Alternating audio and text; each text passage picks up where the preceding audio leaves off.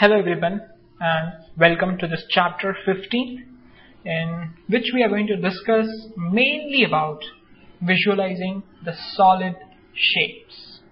That is going to be the main focus in this chapter. So now let us quickly go over the agenda or the topics that are going to be covered.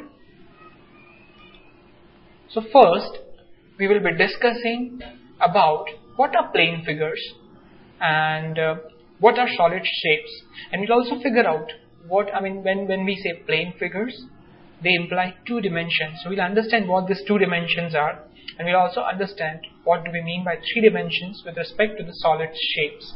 So this is just to get us started on the discussion for that.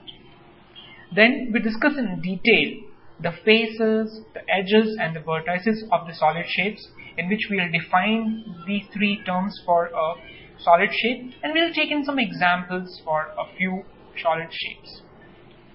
Then we discuss an important concept called nets for three-dimensional shapes. In this, we will first define what do we mean by a net, and then we will be coming up with examples of nets for various solid shapes.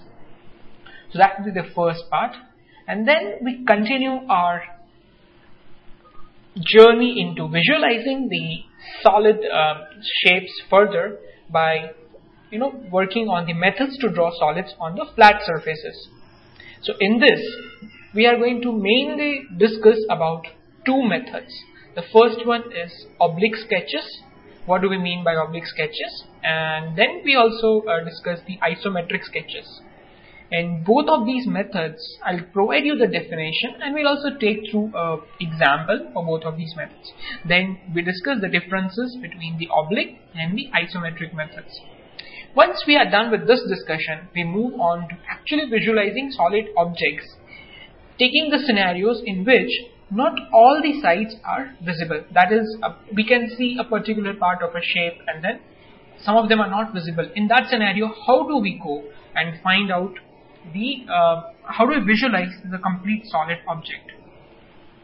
And then finally we discuss the methods to view different sections of a solid. In this we will be mainly focusing on three methods. The first one is cutting to view the cross sections, the other one is the shadow method, and the third one is trying to look at a shape from different angles. So this is what is going to be our discussion for this chapter. And so this was the introduction of the chapter. Hope to see you soon in the next part, in which we'll actually start with our discussion on visualizing the solid shapes.